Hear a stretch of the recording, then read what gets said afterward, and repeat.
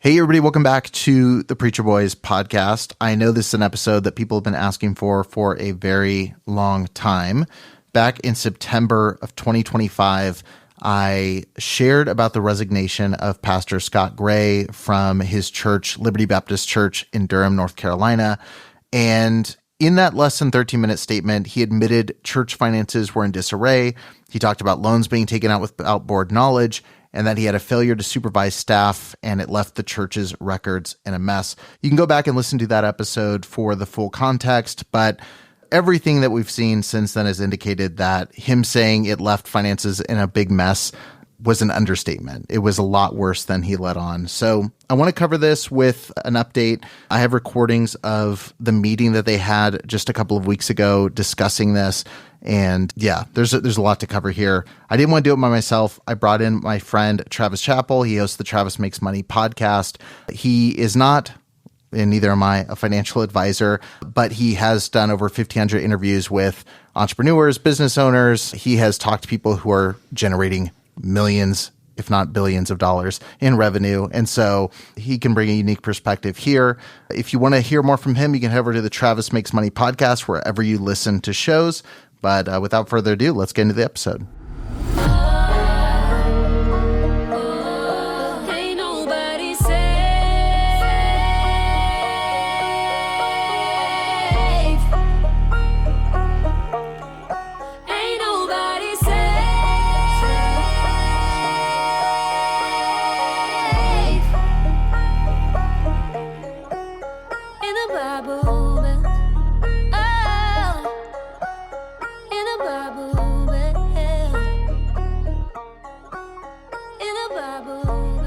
All right, so for those of you that are listening and need to be caught up on the story so far, on May 20th, 2025, I reported a case that kind of started all of this. So one of the assistant pastors and someone heavily involved in the finances at Liberty Baptist Church died by suicide after admitting to sexually abusing a child.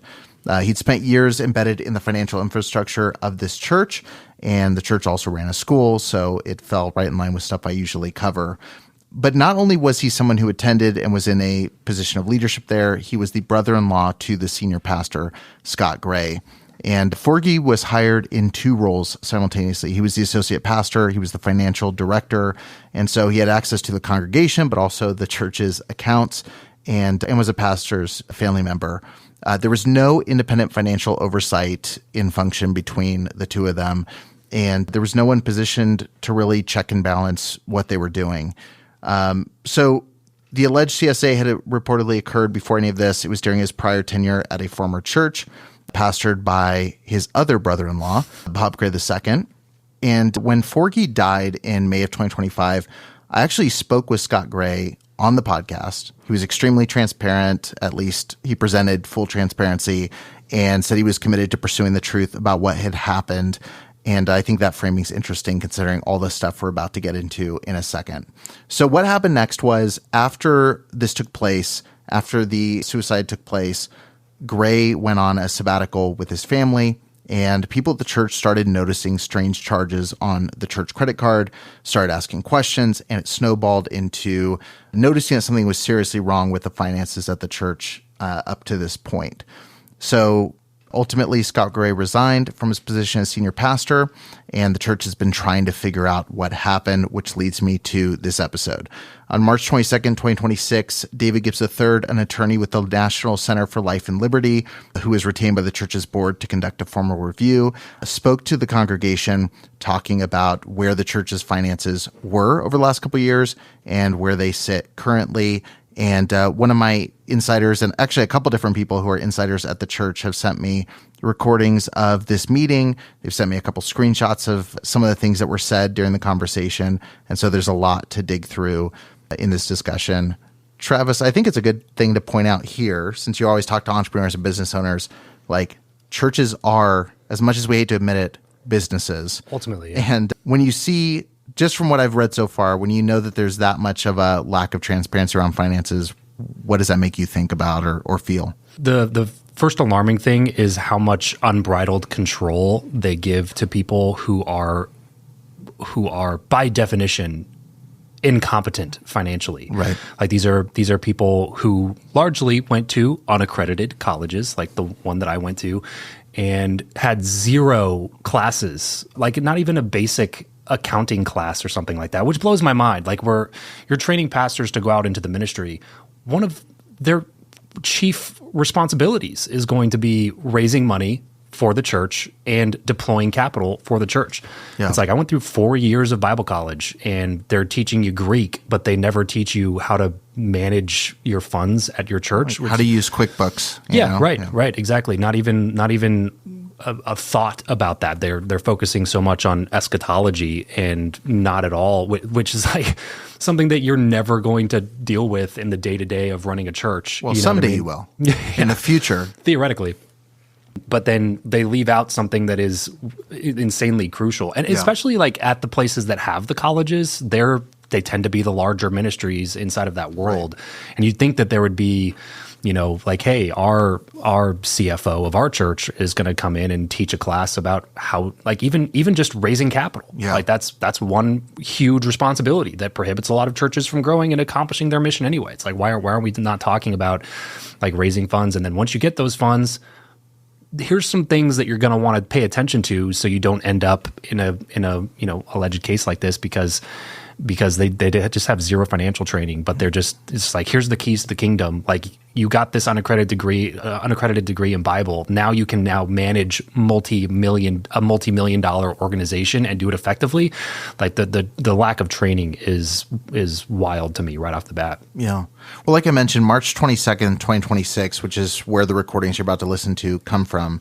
In light of that, in light of just all the rumors that have spread around this, the allegations of financial mismanagement, potentially fraud that have circulated, Pastor Scott Gray issued a statement on April 14th. So 2 days ago, as of the time of this recording, he said, "I've spent much time in prayer about whether to say anything publicly. Over the past several months, my focus has been on my family, my walk with the Lord, and seeking wise counsel. During that time, I've chosen to remain quiet, but I feel it's now appropriate to share it from my heart. Serving as pastor of Liberty Baptist Church was one of the greatest honors of my life. From the very beginning, my family and I were loved, supported, and given the opportunity to serve in ways I will always cherish. So many of my most meaningful life moments happened during those years, and for that, I'll forever be grateful. The events that led to my resignation were deeply painful and in many ways overwhelming. In a very short period of time, our church family experienced loss, confusion, and significant challenges, especially surrounding areas that I trusted others to manage." That's an interesting difference there. "The weight of all that has taken place is something I felt deeply. It's impacted my family in ways that are difficult to clearly express." And here's how he responds to some of these allegations. He said, "I want to make it clear that as the pastor, I take responsibility for areas where stronger oversight and better systems should have been in place. Leadership carries that responsibility, and I accept that.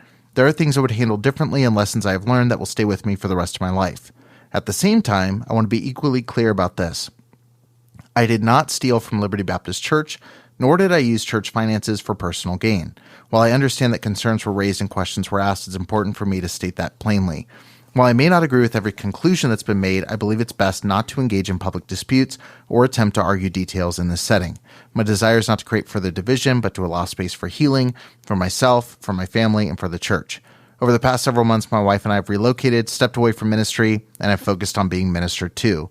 We've sought counsel, spent time in prayer, and begun the process of healing. This has been a season of humility, reflection, and growth. Moving forward, I believe it's right for me to continue stepping away from ministry for a season. My priority right now is my family, our spiritual health, and allowing the Lord to continue his work in our lives. I'm committed to learning, growing, and pursuing restoration in the days ahead. I want to express my sincere love for the people of Liberty Baptist Church.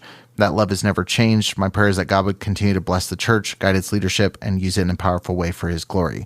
Thank you for allowing me to serve you. This is something I'll always be grateful for. In Christ, Scott."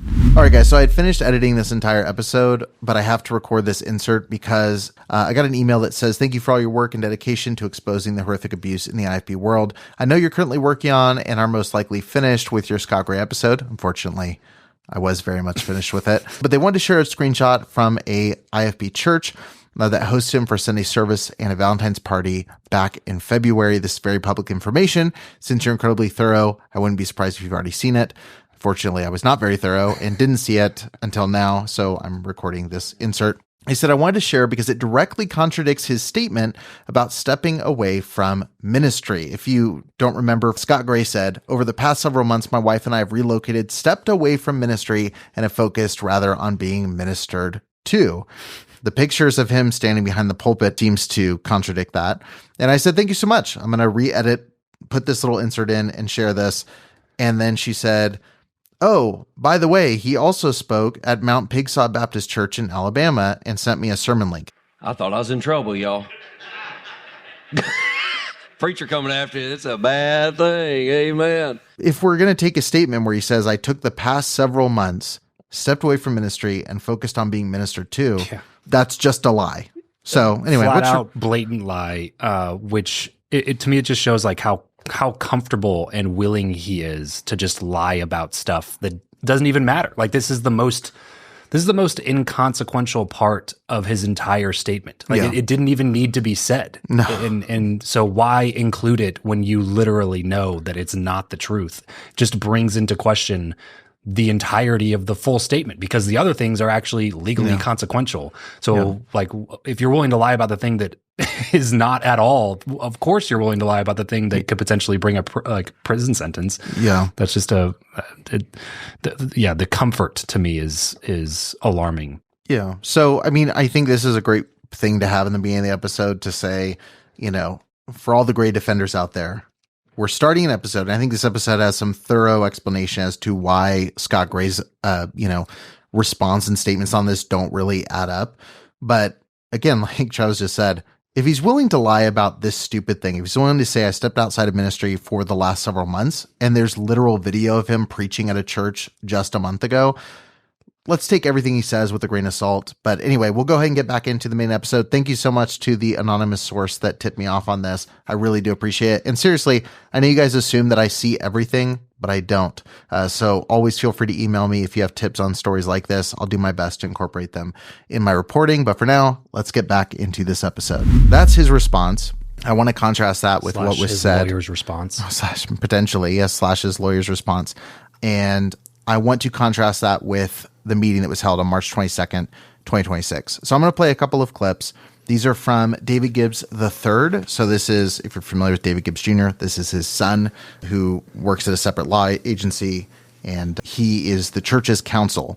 So he is representing the church in this, helping oversee the investigation into it. And here is some recordings from that meeting. He opened with sharing some of the good news and kind of tease some of the bad news that they would get into during this conversation. So here's the first clip. At least begin by telling you the good news.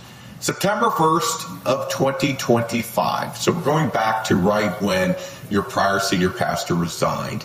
The church had roughly $642,000 in the bank, plus the ERTC funds, which is the Employee Retention Tax Credit money that came from the government but wasn't truly church income.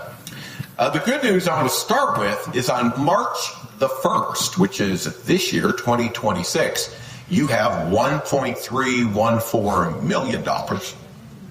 That tells a story. You follow the money. That's the beautiful thing about math and numbers, man, is they don't lie. Yeah. There's no other way to interpret that. Right.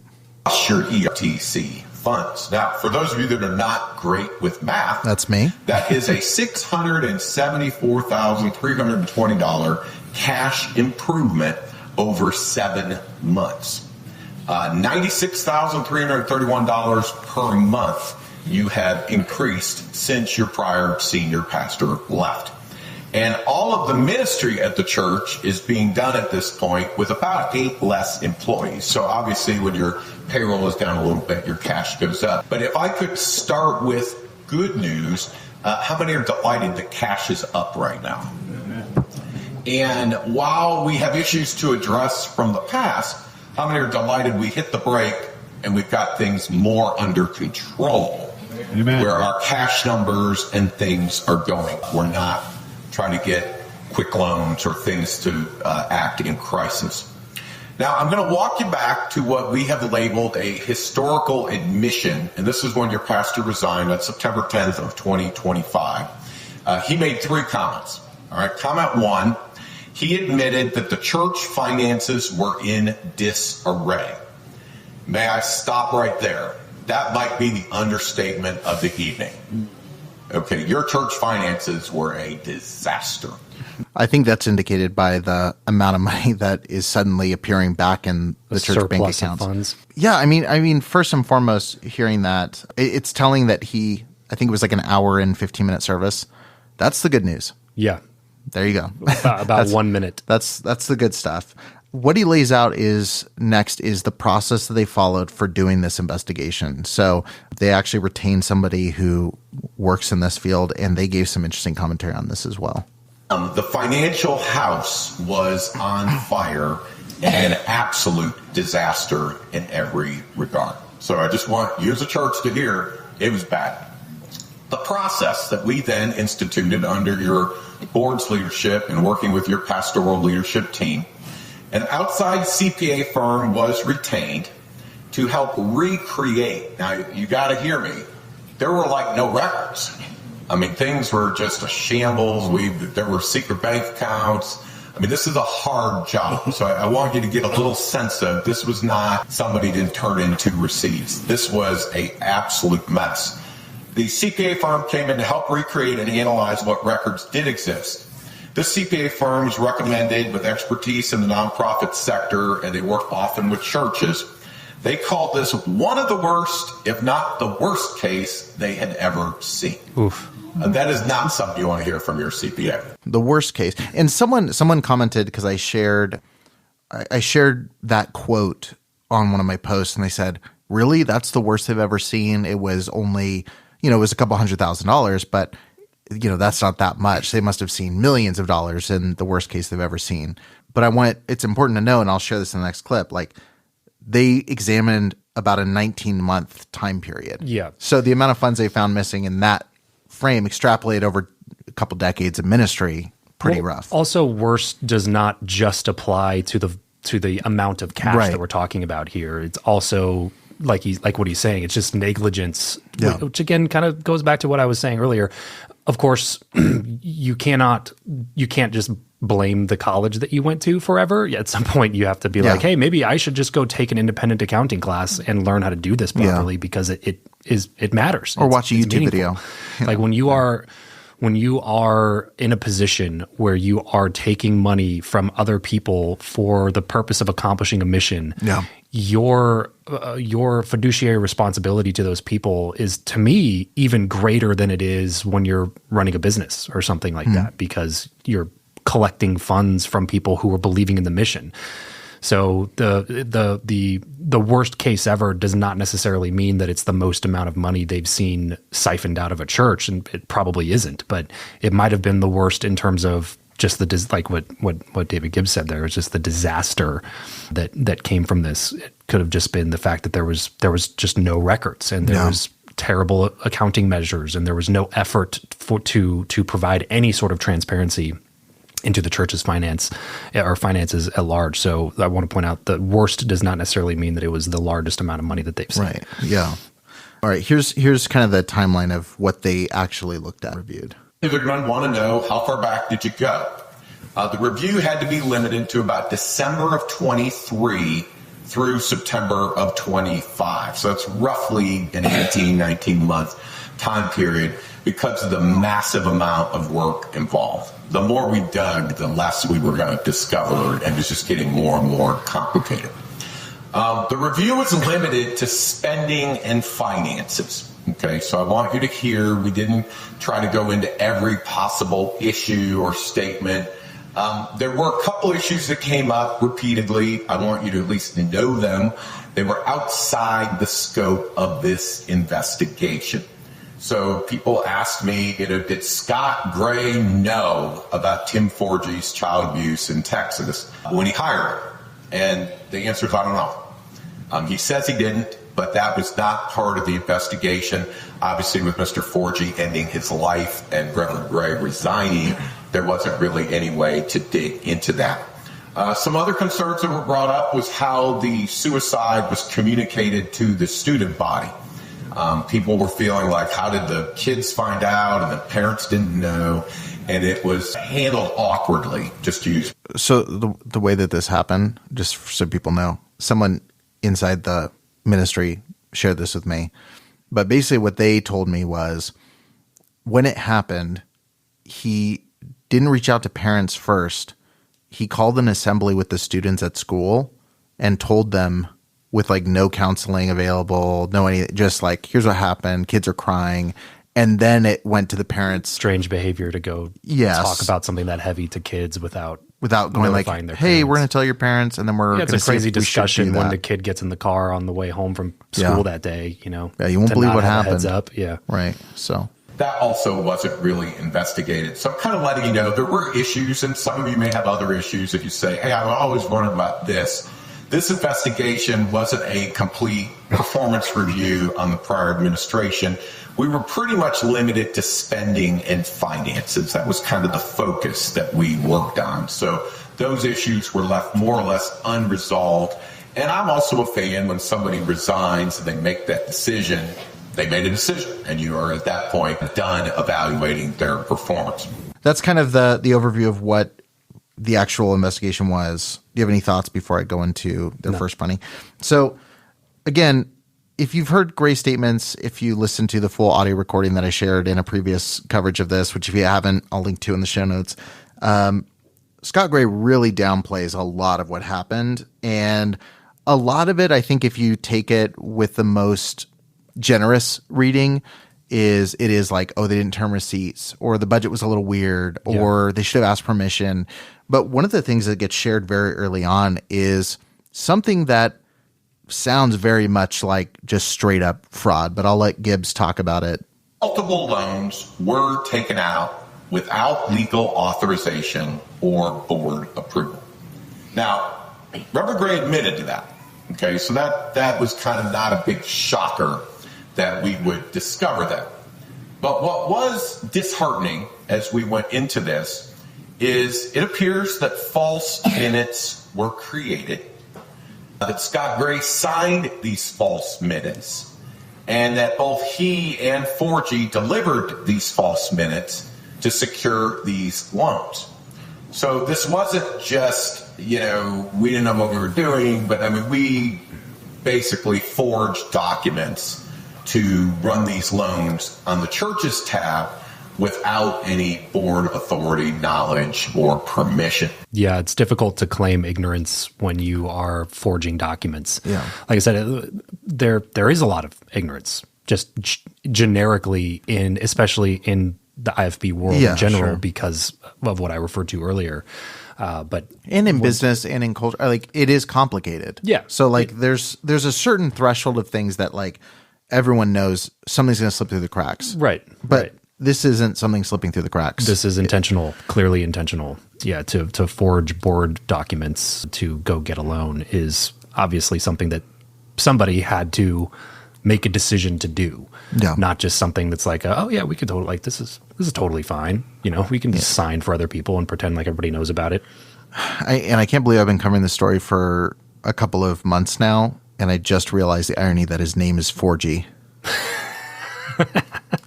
Shouldn't put that guy in charge of the finances, but yeah. So it definitely crosses into you can't claim ignorance to this extent. Mm-hmm. And again, if you have any doubt about this or anything where you're do they have evidence of this? Or are they just assuming this? It gets worse and worse and worse. Go to the next exhibit, if you would. And I wish I had video recording of this, but he's basically showing on the PowerPoint presentation screenshots, texts, financial charts. So they've got plenty stacked up here. Were fake.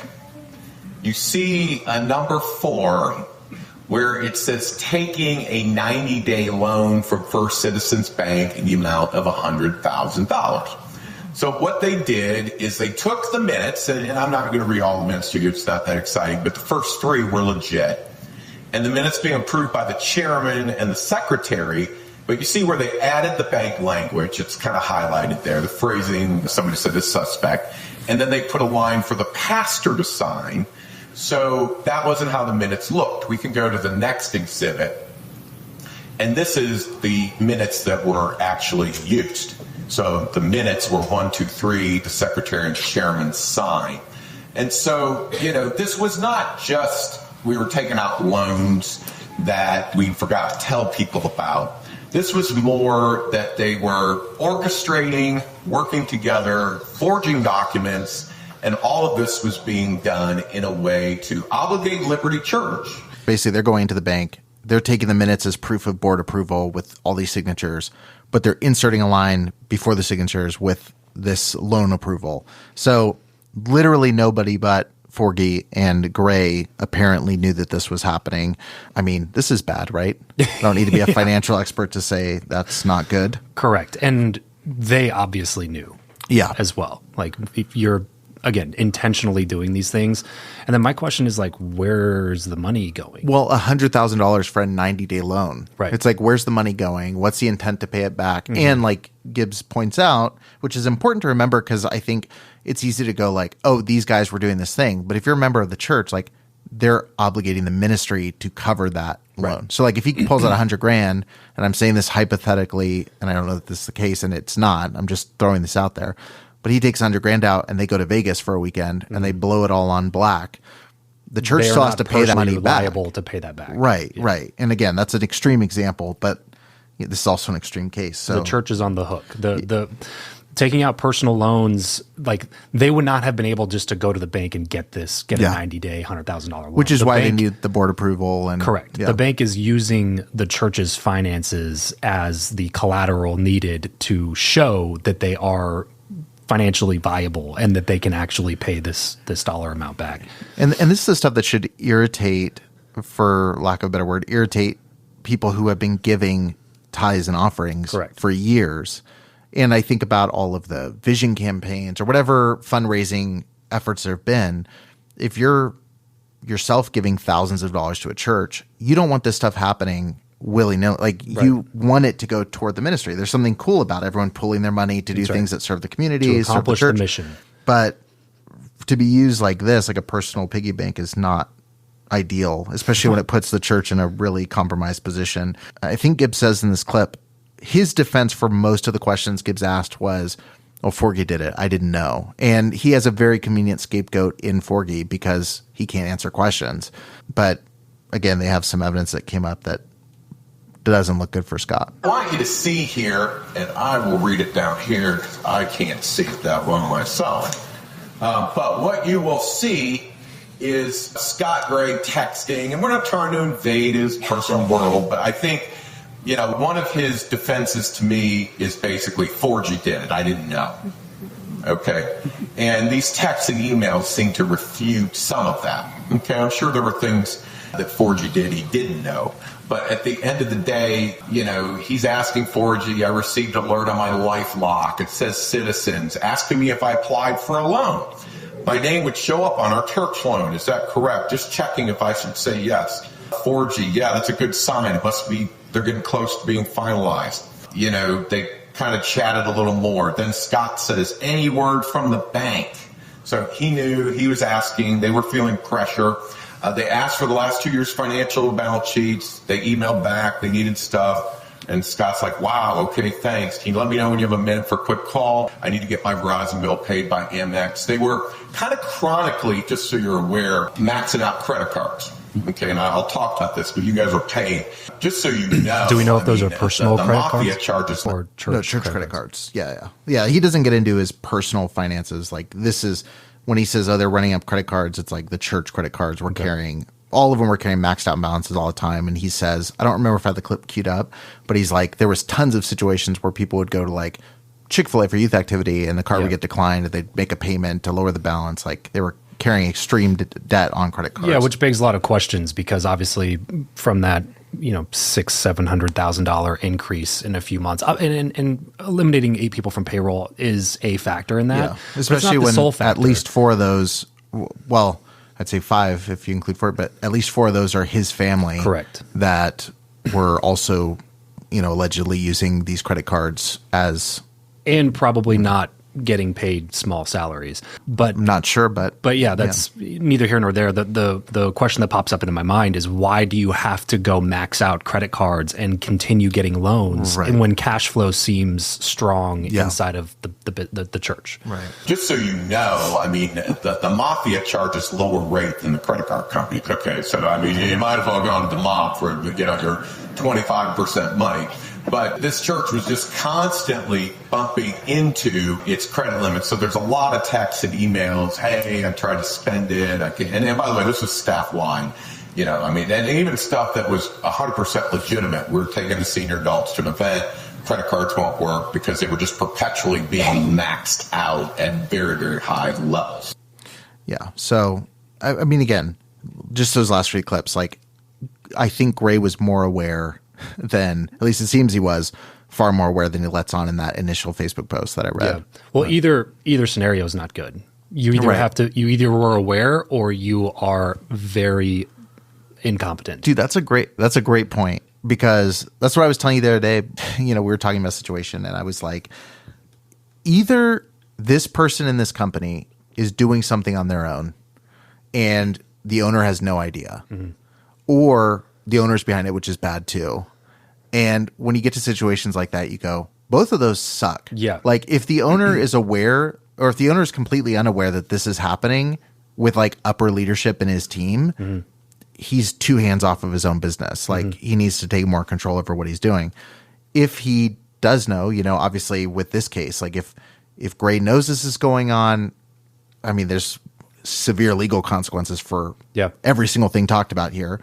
But if he doesn't know, it's like, well, why are you the senior pastor where you're leading an organization for as long as that has this much? Yeah. So it's bad either way. It's also, not to bring it back to the abuse thing, but it's also, I mean, this is the show to do it. I know it's going to bring it back. It's hard not to, It's just another, like, you can't just shuffle around people who are convicted. Like, the behavior continues. Yeah. The behavior doesn't get better if there's no repercussions or consequences for the behavior. Yeah. So bringing in somebody who is doing something as evil as abusing a child, and then expecting them to just be like, oh, you know what? I trust this guy. There's no way that he's trying to steal from the church. So, well, like, again, you're claiming ignorance, but it's not just ignorance. It is much more nefarious than that. Well, that's a big question mark over this whole thing is, obviously with everything revealed about Scott here in this report, it's raised the question for a lot of people. Did he know about Forgy or did he not? Because the story up until this point has been nobody knew about it except for Forgy and the victim.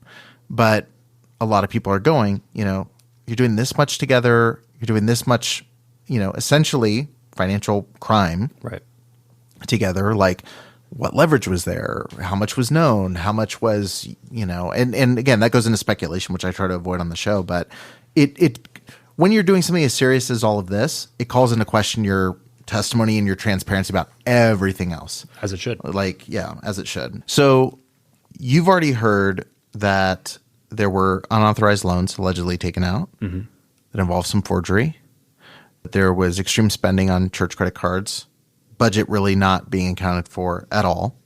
But wait till you hear, and I'm sure this will shock you as someone who grew up in ministry and adjacent to it, when you hear what else was happening simultaneously to all of this going on. You ready? Mm-hmm. Here we go. At times, staff were asked not to take paychecks. Yeah, well, I mean, yeah. That honestly, again, like many things that they're going to talk about over the course of this episode, it bothers me so much when people are given the impression that we're all in this together, like you said, for the mission, and then they're giving up paychecks, time with family, like all the things that come with being in ministry, unfortunately, in this world. And meanwhile, there's all this stuff happening in the background where people are benefiting and you're not. But the person who's leading it is not willing to make the same sacrifices. Right. That's what, because like even in business, man, like we had a software startup, there's hard times and good times and all the things mixed in when you're trying to grow a business. Yeah. And that I always felt like if I was asking you guys to like go through a period of hard work or to take a cut in pay or something like that, I was always doing the same thing alongside of you. Like it's the Simon Sinek leaders eat last thing. Yeah. You know, it's like you are the one leading this enterprise. You can't go to your staff and say, it's time for you guys, you know, we're going through a bit of a pinch here. So especially when time it's to couched, sacrifice and buckle up. The Lord will provide. And especially when it's couched in that spiritual lingo, which is a big issue. But in the meantime, I will continue doing whatever I want to do. That's the part where I have a problem with it. Like, it's not necessarily even like a problem with, time to cut pay. It's like, look, I understand stuff happens all the time. In my startup, I went months without taking a paycheck at all. Yeah. In an effort to make sure that I could still pay the people that were working for me and trying to make the mission happen. You know what I mean? And during that time, didn't get to eat out a bunch. You know what I mean? Like that, but that's part of the deal. So it's not necessarily a matter of like, oh, I'm upset that he asked people to take a pay cut. It's just that if you're in any leadership context, whether it's a business, a church, whatever, if you're the leader that's asking your people to make sacrifices, then you should not only be willing to make the same ones, you should be taking the lead said sacrifices. Well, this hits home for me because, like, I know, and you've seen it firsthand with friends and family members that have been impacted by this type of thing happening in churches. And I think I've shared this story before on the show, but just to give context that this happens, like this piece alone happens far too much. But I happen to be involved in a similar story where I worked for an organization. The leader was paying himself a fat salary behind the scenes, no books, no nothing, treating the ministry like his personal slush fund. My starting salary with that organization was $300 a month. Yeah. And a few months later, got my first raise to $600 a month. I was engaged. Don't get engaged when you're making $600 a month. And I reached out to ask, you know, can I make some more money? And the reason I asked was because he was going to he wanted me to put a now hiring thing on the website, you know, to advertise a ministry position. And so I said, why are we interviewing someone for any position right now? Right. He said, because we need more people on the team. I said, we can't afford the people we have on the team now. How are we going to pay new people? And he said, Eric, who's the director, the visionary, and who's the media guy? That's me, in case you didn't know. He said, that's not meant to be degrading, but to say we're the best when we operate within our strengths. I'm building team building and expansion is one of mine. I know what I'm doing. Is this an actual piece of communication I'm sorry. Right now? Let me be clear. I'm reading my texts back and forth. No kidding. This is legit copy paste from my Facebook messages. And I said, I understand that. I also understand that none of us are receiving a full paycheck. Again, operating on the idea that he's not even close to a full paycheck. No, that's not like that's less than minimum wage. It was very bad. Yeah, it is like illegal. Yeah. So I said, I know none of us are receiving. So again, I'm bought into the idea that we're all sacrificing for the ministry. Right. And again, I know this is not this story. Yeah. But this is basically this story. A broader problem. It's not something that happens. Oh, this is the first time it's ever happened. Yeah. This is something I've personally experienced. And so I said a couple other things, and I said, I've got a lot of skin in the game. I have a right to be concerned when I see a potential money suck appearing. Left me on red for 15 minutes. I said, you're making me lose hair, LOL. And I'm sweating, shaky, like freaking out. I know. I was going to say, I can feel the anxiety pouring through the keyboard because I know who you are. Yeah. And like it takes a lot to push you to confront in this type of event. Yes. Yeah. So he said, tell me, what do you need? I said, money. He said, how can I help? I said, money. And he said, how much? And I said, just enough to have some security for my fiance and getting married. He said, how much money? So again, putting the ball in the court. Mm-hmm. I said, if I just knew I had enough to pay rent for an apartment and meet a couple basic needs if necessary, because basically I felt like if we didn't raise enough money to go to our mission field, then we're kind of screwed. And then he said, I'm happy for you because you're going to learn a completely new dimension of faith and reliance on God. And I said, yes, $600 a month for two people in the 21st century will do that. He says, anyone who has ever desired to be significantly used by God has had to experience times of complete and utter dependence on God. And what I could do, but won't, is to replace God and just meet the need. I would be robbing you of a great learning and growing experience. And so, so That's verbatim messages that I got. And this person, again, he's saying all of that about like reliance on God, deep-seated needs, all this sort of thing. He's paying himself well over six figures. Yeah. Nobody knew on the team at all, was using the ministry funds as a slush fund. Like, it was really bad. So honestly, like, if I want to say, you know, something in this outline, like personally, I was like, I hate this. Yeah. This sucks. It's that. And I saw that happen with my parents for so many years. Like the abuse financially could be its own podcast. And, you know, Yeah, I guess it's your faith will pull you through this, but I'm good. Right. You know what I right. mean? Yeah. Like it's almost like it's, my faith was tested in a different arena, so this is not going to be my test. Well, and then the audacity just to say that like I could do this, but that steals your blessing from God. That just it reminds me of that. There was a sermon illustration that made the rounds back in the day, where it was the guy in the lifeboat in the middle of the ocean and is praying to God to come save him, and God sends a boat, and then he says, you know, oh, no, thank you. I'm waiting for God to save me. And God sends another boat, and a bigger boat this time. And he says, no, thanks. I'm waiting for God to save me. And then the punchline is essentially the guy ends up dying in the middle of the ocean from thirst, and then gets to heaven and goes, God, why didn't you save me? And he said, meet me halfway, get in the boat. Yeah. And it's like, this is this person's direct ability to affect it. It's like, why would you not just look at it as this is God using me to help this young man through this difficult time because it's within my power to do so, right? Rather than just being like, well, you know, this is going to be a good faith testing experience for you. Right. Yeah. It's always easy to be like the you know, to steal the Jay Shetty thing. It's like, live like a monk. And it's a lot easier. Step one, millions of dollars in the bank account. Yeah. It's easy to be at peace, you know, with the world. But anyway, so this drove me crazy. I know I haven't even gotten through this audio clip, but I had to share some personal perspective here. And but here's the full clip here. At times, staff were asked not to take paychecks.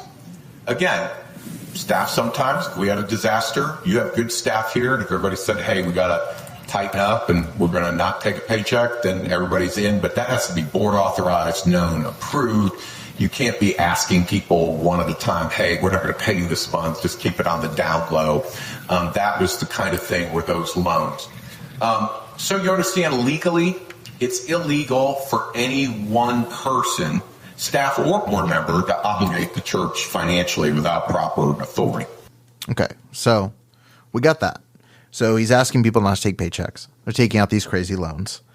Again, to point out, too, that the church is in a good position cash flow-wise. Cash flow-wise, yes. Seemingly. Leverage-wise, very dangerous position. Right. Well, I'm saying, like, they're not in a good position cash flow-wise, but that's what is the red flag to me. Because as soon as this person and a few people leave the church, now all of a sudden there's excess funds and over $1 million in cash in the bank. And it's like, well, something was happening to that money. The church didn't just go as soon as he left, like, hey, let's all start giving 100% more. Like it was the same stuff that was happening. So there's a lot of red flags being raised. Right. Absolutely. But so he's asking people to take pay cuts, not take paychecks. He's taking out all these loans. You know, allegedly he's doing all of this. Seems like there's quite a bit of evidence to suggest that, but I'll throw an allegedly in there just to cover my own behind, and yours by proxy. Yeah, thank you. You're welcome. But Scott Gray is also doing this in addition to this, allegedly, according to David Gibbs and the findings of this investigation. Gray self-adjusted and gave himself additional compensation. Now, he denies this, and I will show you some of his denials, but his texts tell a different story. I need to steal this line from David Gibbs. What? The texts tell a different... It's very Chris Hansen. Yeah, exactly. He says this, but the texts tell a different story. It's like when Chris Hansen pulls out the chat log. Yeah. He's like, you said you were going to do X, Y, Z. Yeah. I'm going to start just doing here that. For the pizza. The texts tell a different story. Scott Gray self-adjusted and gave himself additional compensation. Now, he denies this, and I will show you some of his denials, but his texts tell a different story. And one of his modes with this was, again, they were on an auto pay. Okay, so you get like your pay digitally through the banks, auto deposit. And then he would ask Forgy for a paper check. And that ended up kind of being code for second paycheck. So he would get a paper check that would match his regular paycheck and get the auto deposit. So you all can figure that out pretty easily. It's 2 pay periods, right? You get double what you should be getting. Now, that didn't always show up then on his tax return, which is another theme that we have kind of discovered. A lot of this was how much can I get the church to pay that then doesn't show up as income to me. So these double payments were a problem. This seems, again, allegedly worse to me than even a lot of the business fraud cases that I've seen over the last few years. Well, it's starting to make sense why the investigator said this was the worst case that they'd ever seen, or one of the worst cases they'd ever seen. Yeah, again, like the the ignorance argument is making less and less and less sense here. Yeah. Like this is. I mean, I thought was gone at clip 3. I think the alleged. I didn't know what was going on. Or it was just this. And honestly, like this, in my opinion, listening to this, it's hard for me to believe that this is something that started, around December 2023 when they started. Correct. Because it's the same thing I see with sexual abuse cases. Like there's a certain level of brazenness that starts happening. I was going to say there's arrogance involved here. Yeah. And to be texting about it, like to be getting a paper check, to be leaving as much of a paper trail, like to me, I have a hard time thinking that this isn't something where it was a trickle at first. Exactly. It was, nobody noticed this. Nobody knows this. Nobody knows this. I'm here, 2 decades later. Now it's just the way things are done. Hey, write me a check. Right. Or here, take the credit card. Mm-hmm. Like there's stories that he shared in the meeting of, the kid, I think it was him or it was somebody in the church that was sharing this with me. But, the kids would go buy something. Oh, just take the church card. Mm-hmm. Like that level, which like that is nothing compared to everything else. But it's like the level of arrogance to say like, yeah, leave a paper trail of this stuff. Let's forge minutes, and say, hey, we're going to have you sign here. The board says we didn't all sign on this, but now there's an extra line here. And I don't care how ignorant you are about money. When you're getting double paid. Yeah. You don't go, that's weird. I'm really on top this month. Right. Yeah. You notice that stuff. Again, like using the cards for fast food, like there is some ignorance there. You see business owners all the time go, yeah, this is a business meeting. It's like, those types of expenses are, you see that stuff all the time. The scale of this is just hard to ignore. So he was giving himself additional compensation, and Gibbs continues here with this. Abandoned the historical accountability of the budget at Liberty Baptist Church. His spending on the church credit card was excessive and significantly undocumented. Now, when we say undocumented, it means we don't know what it was for. We have no receipts. There's no documentation. How did we discover this? And I'll just say this too. This is why I say alleged financial mismanagement, some things seem like alleged fraud, is like if this went to the court of law, which it doesn't seem like it's going to, and we'll get to that at the end of this conversation, like there's so much of this because of how badly managed the finances were that most of it is what he said. It's like, we don't know where this money went, right? Which again is also horrifically bad. Mm-hmm. Obviously there's some things that look explicitly criminal.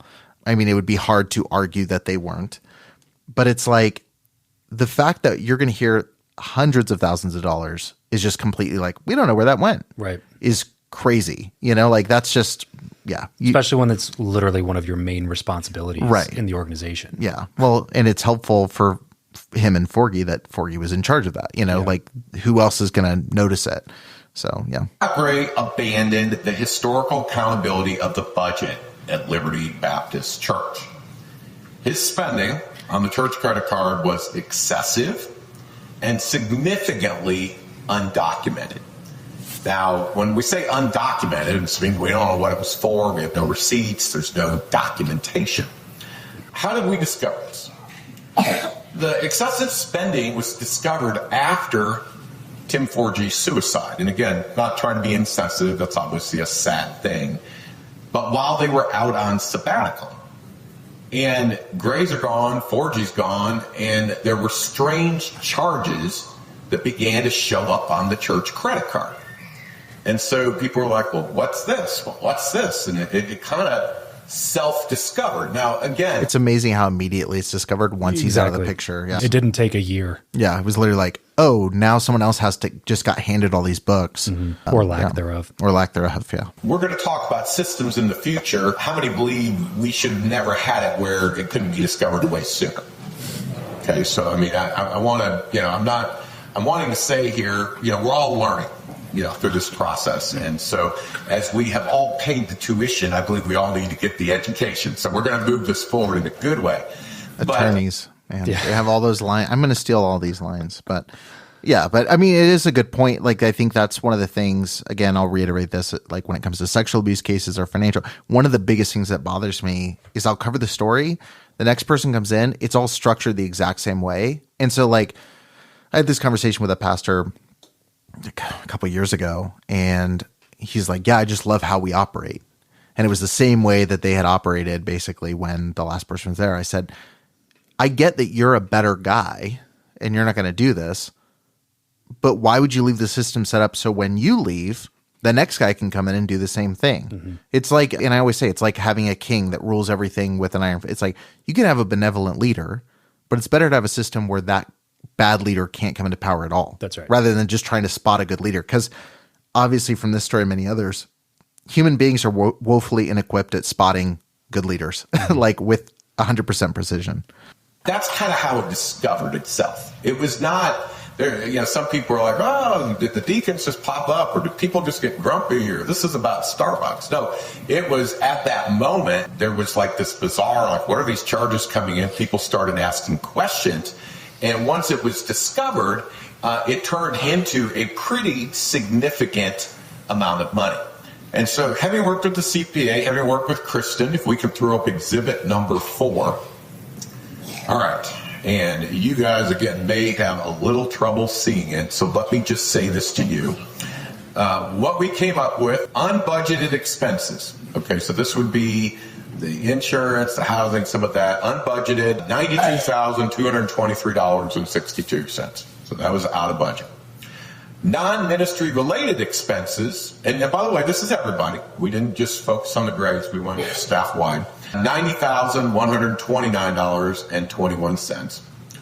Unknown expenses total cost. Now remember, some of these could be legit, some, but there's no documentation. We don't have a clue what it is. So we're trying to figure it out. $216,327.30. And for those of you that are addition oriented, the total, $399,680.13. So the grand total is about $400,000. Okay. And and I'll remind everybody, that's just examining December 2023 to September 2025. And it's making the most out of the nothing they have to work off of. Yeah. So about very close to $500,000 over an 18 to 19 month period. For, again, that limited time period. And we, working through all of this, I mean, you can see why we were doing these emergency stopgap, is we were way, way, way overspending. Okay. The amount of money that was being spent on each credit card issue was just kind of unbelievable. You have almost $400,000 that's completely, really unaccounted for within the ministry. And people are probably wondering, where did some of that money go? Do we know where any of it went? And that brings me into this next clip here. This is clip number 11 of 16, by the way, if you're wondering how many clips there are. We paid for them to go visit dying mother. If they would leave town and the church would pay for all the travel. There was some travel that was paid for by the church that he would then, maybe get honorariums out speaking. And, again, it's just very, very messy. Okay, so the church is paying a lot of bills it shouldn't be paying. The credit cards just get put down, whatever we want, and we're spending very, very heavily. Office TV, it says this was reimbursed, but again, it's hard to know. Ladies' meetings, flights to funeral. We don't know what funeral, who, what we were doing. Trying to read through mom's funeral in Florida and burial. We paid for all the hotel, all the travel, all. Now, let me say this, okay, just so you guys know. if your senior pastor has a mother die, and if the board says, hey, pastor, we know you're going down there, we know this is going to be a lot on you and your family, and we, the church, want to give you $5,000, I'm making up money, as extra income, and we want you to spend it on the travel. We don't want you guys to even have to think about it, worry about it. We just want to do that. And if it was authorized and it went on his taxes, how many believe that would be 100% legal? Okay. But to self-determine that I have the credit card, I'm going to just spend it, I'm the man, I can do what I want, and, just do whatever. And then not turn in receipts, but, his wife was the one that was supposed to reconcile this stuff. Yeah. So, I mean, again, it wouldn't be crazy for a church to say, hey, your mother's sick, we're going to fly you out, right, take care of everything, get whatever hotel, save your receipts, we'll reimburse you, whatever. That's all normal. But as Gibbs says, you can just decide, my mom's sick, I'm a pastor of a church, we happen to have a bigger bank account in the church than I have personally, I'm going to just pay for it. Like, you can't do that. The same way, we work in business together. I couldn't just grab your card and be like, well, I work with Travis, I'm going to go on this trip for this purpose. He'd understand. I'll just do it, or I'm going to keep my expenses low enough you won't even notice, right. That doesn't work. You can't do that. And you can't, as the leader, be the one to decide on that's sort of where the comparison to a business breaks down to some extent. And obviously it depends on the size of the business. And, a lot of boards will have control over that on businesses as well. But if you're the founder of a company and owner of a company, then you might be able to do a lot of this stuff and be the one who's deciding these things. But when you are a church leader and you're raising money from the people who are sacrificing to accomplish the mission you've enrolled them in, there has to be checks and balances because of this. Even if you're not an evil person or a bad person and doing it intentionally, the checks and balances should exist for the purpose of making sure that you are not just negligent or ignorant, which obviously, like we've talked about, I just don't think that's the case here. There's plenty of evidence to suggest that it's the opposite of that. Right. Yeah. So that's the big thing here is yes, the church in many ways is a business, but also it's a nonprofit. Mm-hmm. I worked for a nonprofit I've worked for a few nonprofits. One, I've shared the story of how that was managed, very similar to this, but I worked for a properly ran nonprofit for about 2 years.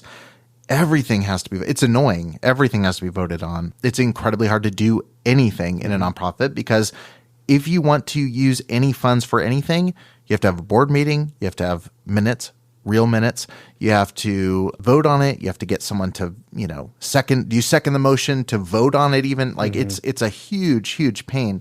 And so again, for good reason. To avoid this. So to run like you're an entrepreneur that's just like, well, I am going to go here and I'm the visionary. It's not good. So I'll go ahead and continue here. Here's some of the other things that money was spent on. I'm not going to ask them to throw it up unless they want to. This one page I just pulled out because I think it gives you an idea. Hillendale Golf Shop, church expense, $160. Well, I took a guest preacher golfing. Okay, well, we don't know. We don't know if there was a guest preacher on that day. We don't know if it was him, his son, his buddy. We don't know what it is. Mont Blanc. We bought $300 worth of Mont Blanc. For those of you not familiar, that's an expensive pen. Nope. It's an expensive pen. Designer line, generally a pen. So, was it Gibbs Sr. or I guess Gibbs Jr.? It's very confusing that the young one is not junior. His dad, I feel like, had a story about a guy in the church buying his dad a Mont Blanc pen or something. I do remember a story with Mont Blanc. Now, with David Gibbs Jr., whether the story was even true. Who knows? Who knows? Who really knows? But yeah, Mont Blanc is a very expensive pen, and it's I'm not going to ask him to. It's not just like you go buy a pack of Bics, But I'm not going to ask him to throw. I didn't know what it was till I Googled it, which tells you it's an expensive pen. It's like the Rolex of pens. Yeah. It's like you could buy a Casio from Walmart, or you could buy a Rolex. Yeah. And Mont Blanc is that. It's the luxury pen company. We don't know if there was a guest preacher on that day. We don't know if it was him, his son, his buddy. We don't know what it is. Mont Blanc. We bought $300 worth of Mont Blanc. For those of you not familiar, that's an expensive pen or designer line. Sounds more like a ink cartridge refiller too. Is that Mont Blanc? Yeah, right. Seriously. In the hands of Scott, and he just wanted a new pen, or was it given to a guest? And then here's the other issue: who authorizes that? I mean, you have honorariums, you have policies and things that should be done, but he was very much in the gift giving, doling out money, but at the same time over here borrowing emergency funds to meet payroll. Yeah. So there was an odd dichotomy in all that. There's men's clothing. Again, he said it was for a guest. What was the brand? Tickner's. What's that? Is that I don't know. Is it Tickner's? Is that what he said? I think so. I just want to get a sense of. I haven't heard of that before. Yeah, Tickner's men's clothiers. I want to just get a sense of the price points here. That's the tough part about that, is that if the finances were fine, then maybe some of these things might have been okay. But when the finances are in disarray and you're asking staff to not have a paycheck, and then you're spending money on golf pens and expensive custom suits or whatever this place is. All right, so I'm on Tickner's website. I'm looking at a T-shirt, a seafoam green T-shirt, and a pair of khaki shorts. How much do you think? Let's play prices right. Oh, God. How much do you think that this ensemble costs? So how much is the green T-shirt, and how much are these khaki shorts? I've got to assume it's so much more than I'm thinking, so I'm going to say $350. Okay, so a green T-shirt, just a green T-shirt, no bells and whistles, is $85 and this is the cheapest thing here on the website. Khaki shorts, $99.50. So I'm trying to think of a scenario where, well, for golf trips, I'm starting to piece this together.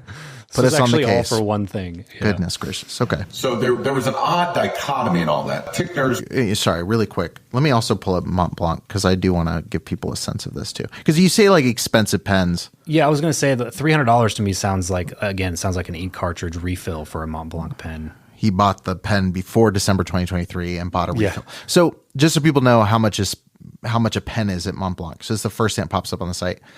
Masters of Art Homage Limited Edition 4810 fountain pen, $4,500. Yeah, that's what I was saying. $300 sounds really low to me. Yeah, they also sell, and they don't just sell pens. They sell bags, cufflinks that probably would be in that range, small leather goods, stationery. Maybe he was writing requests to borrow money on the stationery from Mont Blanc. Write me a paper check, please. Sign it with this pen. But yeah, I mean, it's basically just all the luxury stuff that I tell people all the time to never buy on the money show that I run. It's just excessive You're stuff. buying this on the church's dime while you're asking staff to go without a paycheck. And this also raises another layer again, and I want to say it, I know I have a lot of listeners that go to churches that are above board, and they care about this thing. They give to all these different causes that relate to the church. Mm-hmm. But this is stuff too that churches should think about. When your pastor goes and they speak half the year and they're going to all these churches, it's are they going to churches where they're getting gifted Mont Blanc pens and staying in the Four Seasons and going golfing and also asking you to sacrifice working overtime to, give extra? It's and to make sure you're on church, at church Wednesday night. Yeah, you got to ask questions about this stuff. It's really ridiculous, not just for the people. I think there's something about honoring people, giving them a special gift here and there, but also this industry of guys that just go speak at each other's churches and conferences. That's what I was going to say. And get handed hey buddy, let's go golfing. Again, nothing wrong with that. But then they're going and saying give it all, here am I, Lord, send me. Right. And it's really just a boys, a preacher boys club of just people, patting each other on the back all the time financially is just ridiculous. With your money. Exactly. With the people who are putting money in the plate, the people who are there for Give It All Sunday and, will you give a month of your salary to the church? This should make you mad if you're in a congregation like this. You know? Just because the pastor you just hired has a degree from a college in Bible and is a great speaker, and in this case has a dad who was a massive pastor in it, and has kids that are evangelists, does not mean that they should automatically have your trust. Right. Yeah. It should be a trust but verify situation where it's you're obviously bringing this person in because you trust them to some degree and they went through some form of a hiring process or something, but just just because they're in that position does not mean that they just have unbridled access to funds and don't get checks and balances. Yeah. Because it's the unfortunate reality of any position, and not just pastoral positions, but any position where somebody's put into the limelight, where the spotlight is on them. It will inherently attract, and we talked about this before, it will inherently attract these types of personalities, which is why it's a higher percentage in these fields. And whether it's government positions or Fortune 500 executive teams or churches, there are people that are given this sense of superiority to some degree, or at least this sense of unbridled authority. And in any scenario like that, it will inherently attract people who want to be that figurehead and won't always do it the right way. And does that mean that there are not people who do it the right way? Of course not. There's a lot of plenty of great pastors and churches and plenty of great, Fortune 500 leaders and things like that.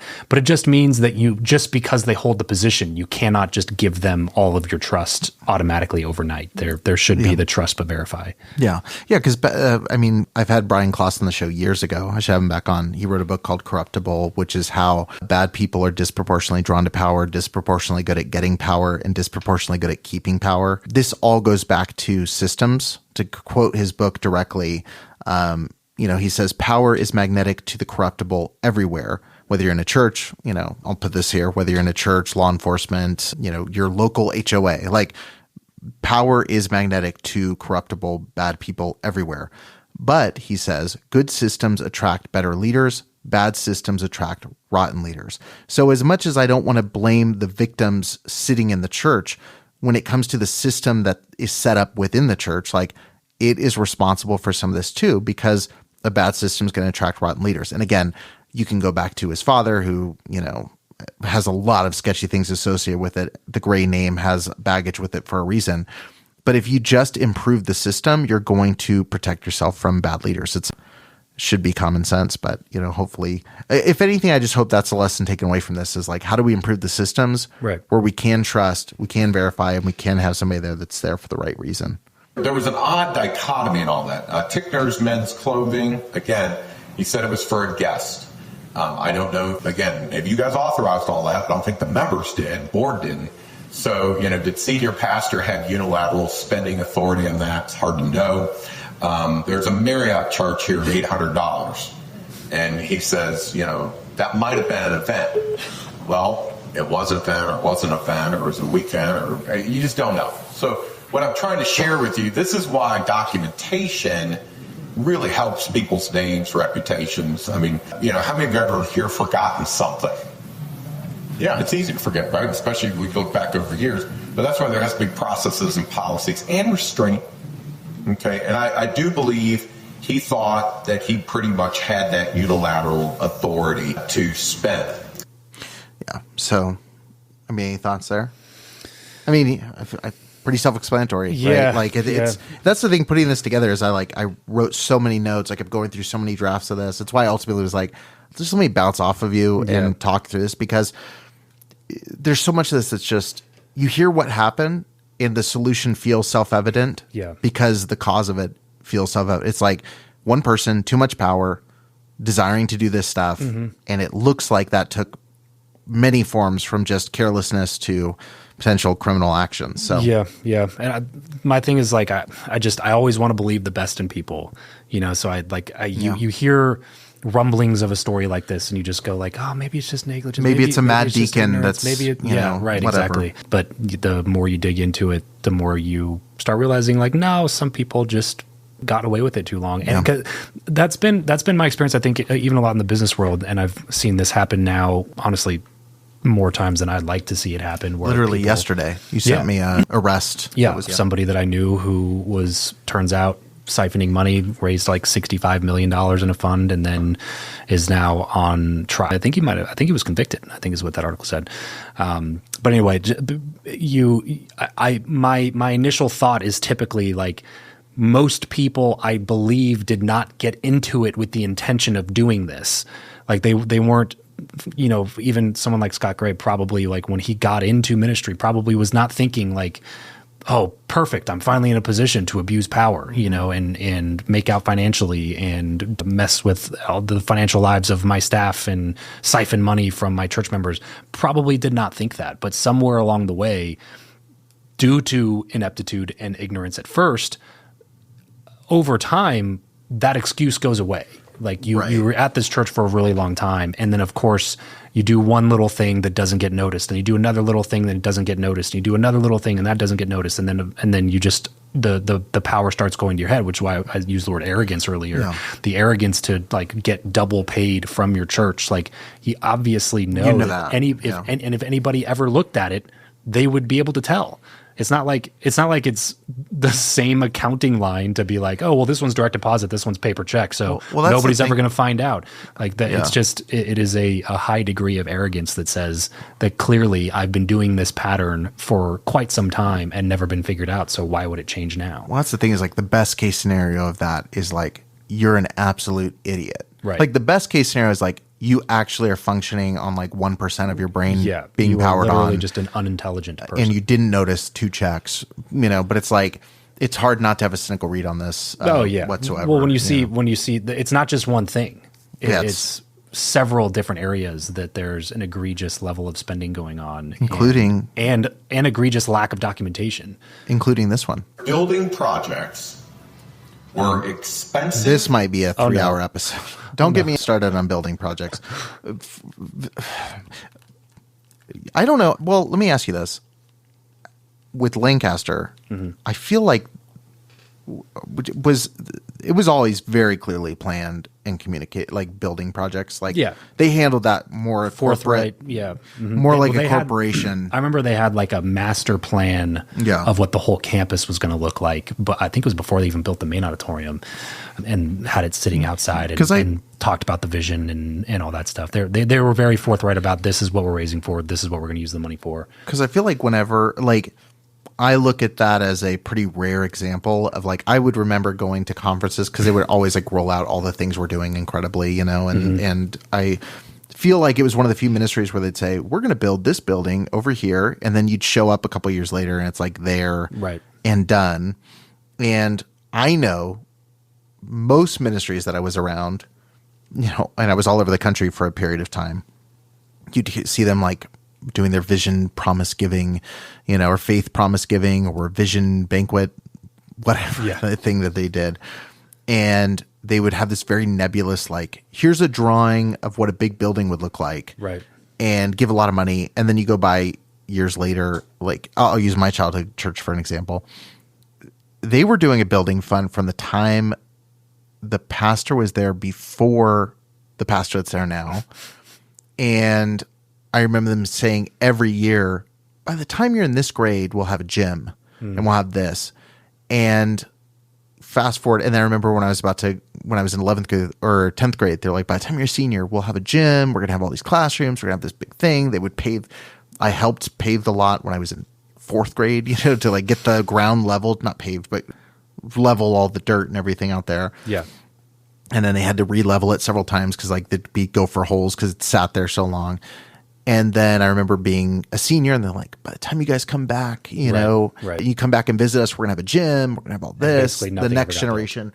Right now on that pad, they put in a ton of modulars, which, is just like those basic, like you put them temporary spot.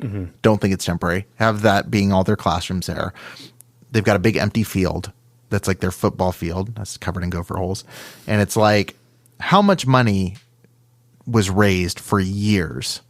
Yeah. Where it's like, oh, we don't, what happened to that money? And again, I don't know that there's something just poorly planned. I don't know if it's like their thing was always, we don't want to go into debt to do the property. So we're just going to wait till we have all the money. Sure. And things are getting more expensive as we're raising. The thing about money that sits there is that it doesn't gets used gain for value. Something. Yeah. Well, it There's gets used for something. I just set you off on an episode. You have the money that's sitting there it's going to be used. Yeah. You know, like there's no version of like, well, we're just going to keep saving this for the next 7 years until we can afford to pay cash type of a thing. It's like if it doesn't have a specific purpose, it's just going to be used for whatever purpose people want to use it for. That did happen a couple times in Lancaster. Like they told us that we were going to have like a building for a high school when I was like junior high or something. Like by the time you get to high school, we'll have like an actual building with indoor lockers and classrooms. You guys were all stuff. modulars there. We're all modulars, outdoor lockers and modulars. But to be fair, like they would just build a different building. Like they just kept deprioritizing it on the list. So they to this day they still don't have those. They were supposed to be like an elementary school education building and a secondary education building built as a part of like the master plan that they laid out when I was a kid. But those things didn't happen. But they would build other stuff. They just diverted funds to like whatever the new priority is now. Sure. Here's Gibbs' opinion on Gray's response to all the questions and all of the conversations he had with him, the limited conversations back and forth. Basically, from my understanding, Gibbs took all of the bank statements, sent them to Gray, and let him write in the margins, here's what this was. And a lot of it was just like highlighted all of it, probably guessed, or probably this. And so here's Gibbs' take on that. And this is an opinion. Scott Gray demonstrated a lack of candor and truthfulness to the board, the staff, and various church members when asked questions about his spending or his leadership. And what I mean by that is the stories don't line up. So sometimes this was this way, sometimes it was that way. So I never took the time to actually figure out the truth of all the different stories and things. But when you tell 3 different explanations to 3 different people, you know 2 of them are correct. And that's unfortunate. I wish that I had received a humble, Attorney Gibbs, I really messed up. I'm not good with money. I got carried away. Our family, we acted like we owned the place, and help me straighten this out. Okay. I'm getting a little more of the combative, a little more of the, we did so much, those bunch of ingrates, those deacons. Okay. So I'm just letting you know, that's a little unfortunate that the spirit is not a little more contrite. Again, contrasting that with the statement that Gray shared, like, exactly. And again, you can basically, I can't, we have to, legally you have to be allegedly, and in my opinion, but like, take all the information being given in these clips. Take that statement and do with that what you will. I'm not a financial expert. Nothing looks particularly good for Scott Gray going through this story. And I want to go ahead and share here the executive summary. So this is the kind of overview of the exact, findings of their report. I'll go ahead and play this here, and then I can read some off as well, because I took some notes to kind of condense all of this. But here's a little bit of it here. I'm going to give you the executive summary statement. It's 2 sentences, so just listen to. And this is a 5-minute and 30-second clip, so I'm gonna just let it play out, and then I'll add anything I feel like I need to. So I'm going to give you the executive summary statement. It's 2 sentences, so just listen to this. Scott Gray mismanaged and abused his leadership role at Liberty Baptist Church. There's no question. My opinion, his leadership financially victimized this church. Okay, put you through unnecessary stress, loans, other things. But now, let's talk about moving forward. What is it that we as a church do? How do we move forward? The deacons and pastoral staff, and I worked with them on this, have unanimously approved a going forward plan. I'm going to go through it with you quickly. It's 12 things, but it will be fast. To never let this happen again. And by the way, how many believe we need to learn from past mistakes?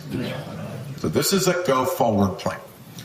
The deacons and pastoral staff will refer all future employment references for Reverend Gray to legal counsel, so we can warn any future employers. Now, do we want Reverend Gray to get a job? Absolutely. Do we want him to go forward and live his life and have a future? Yes, we're not out to get anybody. But we do not want him to victimize another church. And if a church calls and says, should we put him in charge as our executive pastor, let him run our finances, we will give a strong, emphatic, we would not recommend it.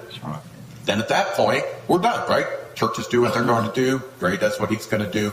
But we're not going to cover this up. So I want everybody to hear. We're not going to pretend and, just wink, wink, let another church go through a difficult moment.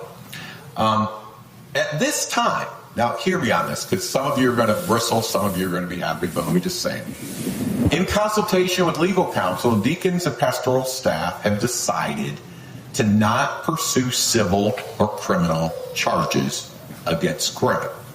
Now, let me explain the thinking, and if we discover more, something different, we may well want to do it. Let's talk about criminal. Okay, criminal is state of North Carolina versus Reverend Gray. We become the victim. We end up going to court, and we sit there and say, this guy stole our money, and he mismanaged it. Very public. News media is there, WRAL, others. It's a very wide thing. Okay. Scott Gray's defense. The dead guy did it. The board did it. If the board didn't do it, they should have done it. The church members knew this part, and you just start into a big public morass of trying to prove beyond a reasonable doubt that he didn't have authority to raise his own pay. You hear him say, because most guys do, well, I had that authority. I was told I could do it. Deacons approved it. This chairman said, it just turns into a huge distraction. And let me say this to you, too. I don't believe Liberty Church is going to change its doctrine. How many are excited about that? But how many believe the devil's good at distraction? And if we're going to spend the next 2 years with a prosecutor and tell Miss Green that Kristen's going to have to sit with them and get all these records and create. We're just going to put a huge amount of time, effort, and energy on ourselves to try to put a man in jail maybe. And so we feel like probably at this point, criminal charges are not in our interest in terms of moving forward. Now, civilly, we could go to court, we could sue him, we could say, you took our money without permission, and he's going to raise all the same defenses, but we're going to win because it's pretty obvious what he did. And he'll blame Forgy, whatever, but we'll get a number. We'll get a piece of paper that says, Gray owes us, let's say it's 100, 200, 300, 400,000. He owes all of it to us, whatever it is. How many are saying that piece of paper's worth nothing? Okay. All we've done is publicly disseminate our mismanagement, and it's embarrassing. All of us should be a little embarrassed. He was your senior guy. Okay, and we've made it all public. We started off there. Liberty takes a hit, and you have something that's basically non-collectible. Now, Gray showed up at this place reasonably broke, from what I've been told. Way overspent while he was here. Overspenders generally don't invest money well. They pretend they have money, but they generally don't. I did talk to C.T. Townsend. I asked straight up, do you think Gray's had any money to pay back the church? And he's like... And for people listening, C.T. Townsend is the pastor of the church that Scott Gray went to immediately after this. And it's interesting to me now because Scott Gray put out a statement saying he's not pursuing ministry, he's taking a beat, all this stuff. But his Facebook profile up until a couple days ago said Scott Gray Evangelistic Ministries. He was at C.T. Townsend's church, who's a well-known evangelist and pastor. So all the things seemed to look like he was going there to try to spark a new chapter. But that's why Gibbs mentions referencing C.T. Townsend to say, hey, do you think he has money to pay back the church? I did talk to C.T. Townsend. I asked straight up, do you think Gray's had any money to pay back the church? And he's like, Scott says he's broke, he's living in a trailer, wife's cleaning buildings, whatever. They don't have anything. Now, again, some of you all could say, oh, no, they're sitting on money. But our assessment is that civil judgment would put the church through stress and would ultimately be uncollectible. Yeah, so the moving forward financial plan, obviously a lot here has happened. And basically, here's what he ended up laying out. I won't play through it because it would take a lot of time. But here's kind of the summary here. Again, this is the 12-step plan basically moving forward. And feel free to jump in if you have any thoughts on any of these. Again, this is kind of a summary here. But number one is to establish independent financial oversight. So create a finance committee within the board that operates independently from pastoral leadership. And, that's people that prepare the budget, they enforce policies, they look over expenses, all that sort of thing. Number 2 is implementing segregation of financial duties. So no single individual should control multiple stages of financial transactions. So, if there's authorization, if a pastor authorizes spending, then the financial administrator would process the payments. The financial administrator would sign the check. An independent person would, deal with reconciliation. There'd be oversight from a committee. Like there'd be multiple layers that is normal for a nonprofit. Yeah. Requiring dual signatures for large payments. So there's a strict payment authorization policy. 2 signatures are required for checks above a certain threshold. Pastors shouldn't sign checks or have bank access. That's probably a good thing to have.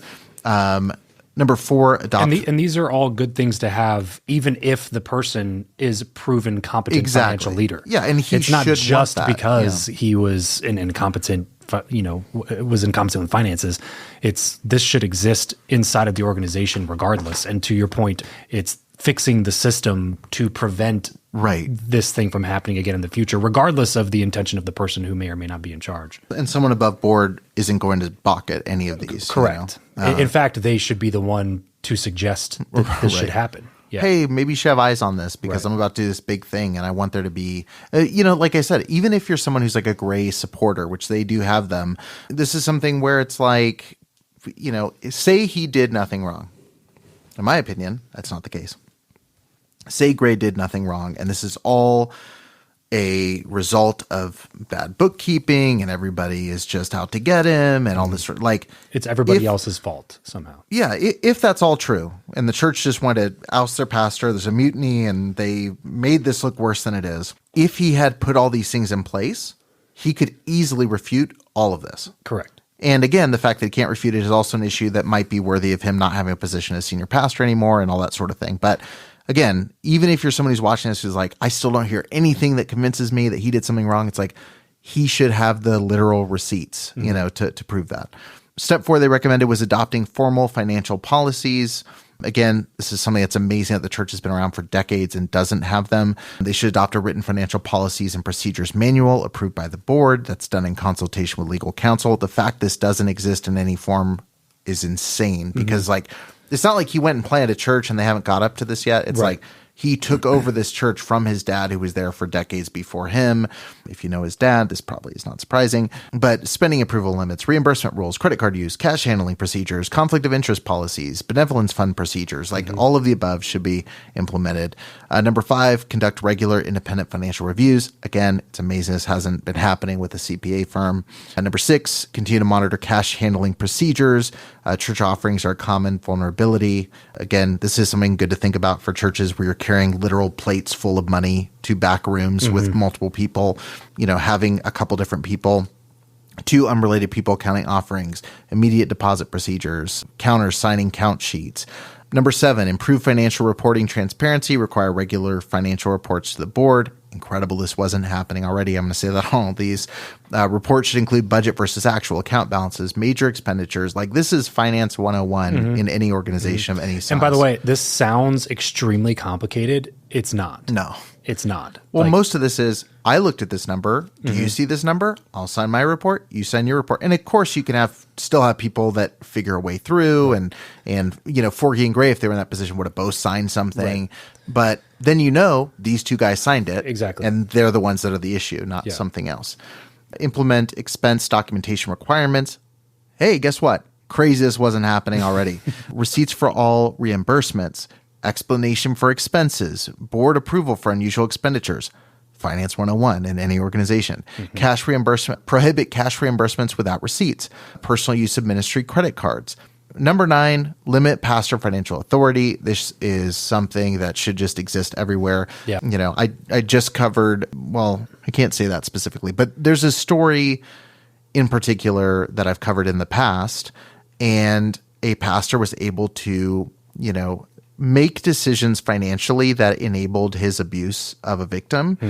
And it's because nobody else had eyes on the books. Yeah. It was so clearly he was opening doors for himself financially with, and I've seen cases where pastors are buying hotel rooms where there'd be a pastor shouldn't have this ability, and there should be other people checking and having eyeballs on what he's doing. So the senior pastor should lead spiritually, which means they should be able to say, I think God's leading us this way. I feel like we should do this. Sure. but they shouldn't be the one to go swipe all of the money you put in the offering plate for the last year just got spent. And that does not thing. make you less of a leader. No. By the way. It makes you, your job is to communicate the vision for the ministry or the business. And to recognize your strengths and your weaknesses and fill your weaknesses with people who have that as a strength. Yeah. And if you are somebody who's had zero financial training and have no idea what a P&L looks like or what a balance sheet looks like, or you've never opened up Google Sheets or Excel in your life, then you should not only be willing to do it, but it is like 100% your responsibility to find somebody who's competent and capable and can help you do that thing. Right. And it does not make you less than if you're giving somebody else control over that. Yeah. Number 10, do due diligence on all incoming senior pastor candidates. I will add to this. Every single employee and volunteer that comes and works in your church in any capacity, at least for the full criminal background check. So when it comes to senior pastor candidates, full criminal background check, full credit check, full reference check, talk with prior churches. That's the thing that concerns me about all of this is like the one step that Liberty is going to be taking is informing churches who ask. But I just know this world, and I know a lot of churches won't bother asking. Yeah, they'll see the last name. And and which I'll just say this. If you're somebody who's listening to this who goes, Eric, why are you taking it upon yourself to publish this episode when the church has already, been hurt by this? They're going to inform the next church. The reality is, just like sexual abuse, churches don't communicate with each other. And so, if a church doesn't do their due diligence, doesn't want to ask the prior church, doesn't do a background check, like my hope is if Scott Gray pops his head up in Florida, for example, and says, I'm going to pastor a church, somebody that's attending the church finds this, watches it, goes, hey, that's a bad idea, and it actually gets addressed. So my hope is that there's a pastor who listens to this who goes, I didn't know that was not allowed. Right. Or I didn't know that this was, man, I should reach out to somebody and get some help with this because I have no idea what I'm doing. Right. I'm like over my skis here. Exactly. Like the people that I knew in Bible college that I look at and they're like, they get handed these roles. With 300 people in the church. Yeah, where it's like, it's not big enough for like, with something like Lancaster, it was like, there were a lot of checks and balances. By the way, somebody still stole hundreds of thousands of dollars from the church. But even when they did it right. But my point is like at these smaller churches, like the congregants just want a good pastor, and they're so oblivious to the idea that this could potentially be something that happens that they don't do any sort of research into their background, or they assume because they're a charismatic leader that they know what they're doing when it comes to handling finances. But the two skills are so not even close to each other. Like most CEOs don't even know. That's why there's a CFO and a controller. Even CPAs. Sometimes consult with other CPAs. It's very complicated, but again, some of this stuff is basic. Yeah. So hopefully, somebody hears this and goes like, oh man, I owe it to the people who are giving me their money to manage this with the best, to the best degree that I possibly can, even if that's not my background. I attended a Southern Baptist church for a little while, and I just lost the Independent Baptists that are listening. I went to a Southern Baptist church for a while. They had a person that worked in the office for years. They stole hundreds of thousands of dollars. It's like this is going to happen. An organization any size, you guys own a small business in Vegas. It's like you're going to have people that steal money out of the tip jar that's not theirs. You're going to have people that work the register and leave it a little short. Like that stuff is going to happen. But you have to have cameras. You have to have forms. You have to have accountability. You have to have two people closing and not one, like all that sort of stuff. So doing the due diligence on all incoming senior pastor candidates, full criminal background check, credit check, reference check, talk with prior churches, have a written agreement with any incoming senior pastor clearly spelling out job description and compensation details. It's crazy they didn't already have that. Number 11, update the church bylaws to reflect this increased financial accountability. So to increase it, to have the bylaws in 2026. So like, this is how we're proceeding. And number 12, create a published whistleblower policy. Again, this is not just finance, but you should have this in your ministry. Who do you report things to? So provide a confidential method for reporting financial concerns. Reports may go to finance committee chair, board chair, general legal counsel, and then there should be protection guaranteed against retaliation. Again, this is pretty normal in every business. This should exist. I'll just say, I just mentioned this is for everything, not just financial stuff. If it's sexual abuse, the report goes to the police first, not to anybody else they put in a list. So even if there's a whistleblower policy, crumple that up and throw it away, and police first for that. But for finance, it makes sense to go to finance committee, board chair, legal counsel first and foremost. And so, ultimately, I mean, now we've gone through all of this. Holy smokes, I think this is a 2-hour episode or something. So you've heard all of this for the first time. I kind of gave you like a 10,000 foot view. Yeah. Do you have any big takeaways? Do you want me to reread Scott Gray's statement in light of this to reconsider some of the stuff he said? I mean, I think that'd be a good way to end the episode. But I do. There's a couple things. First, I think the trust but verify thing is paramount. It's crucial. It's like you don't want you know. If somebody is opposed to these things because they're throwing out the "what you don't trust me" thing, it's like that is a huge red flag. Yeah. And the answer is yes, we do trust you, but in order to make an effort to ensure that there's never a reason that we have to now not trust you, these things are in place so that we can move forward with the system that regardless of if you're a good leader or the next leader is a bad leader or a good leader, this will allow us to be able to make better decisions moving forward. Yeah. But then the other thing to me is that this is just my own anecdotal thoughts and experience on this. I don't have any data to back this up. But I would assume that this is much more rampant than any other forms of abuse within the church because of what I mentioned at the very beginning when we first started this, because of the just gross incompetence that a lot of these church leaders have, not even to their own fault. So probably a lot of them are even ignorant of their own ignorance. They just don't know what they don't know about these things. So this is like, obviously the sexual abuse, physical abuse behind that, this is probably one of the biggest issues that faces churches in general. Yeah. And as a percentage is much greater than any other form of abuse because of how easy it can be, because there's no checks and balances, because trust is given without being earned. And so if you are somebody who goes to church constantly and you're giving to that church, you owe it to your family, your church family, and to your leadership to make sure that you're doing due diligence around these things and making sure that these other things are in place at the church that you go to. And if they're not, again, it's a big red flag, and there should be some questions that are asked, because if you are going to give some of your hard-earned income to the mission that you want to support, which I am a big advocate of. You give your money wherever you want to give your money, but make sure that the people you're giving your money to are trustworthy and are people who are going to use the money for the thing that they're actually saying they're going to use the money for. And know that this is probably one of the bigger issues that's facing the church today as a whole. And there's a documentary that came out recently about this. And this is not just the IFB thing. This is rampant across all forms of nonprofits, even not just churches. Yeah. Yeah, well, I guess I will close out this episode by reminding you, if you've hung in there this long to hear all of this, from the period of December 22nd, 2023 to December 2nd, 2025, there's been costs to the church of almost $400,000, $399,680.13 to be exact. The senior pastor. As exact as they could be. As exact as it could be over that period. That's over $93,000 of unbudgeted expenses, over $90,000 of non-ministry related expenses, and $216,327.30 of unknown expenses, just money that we don't know where it went.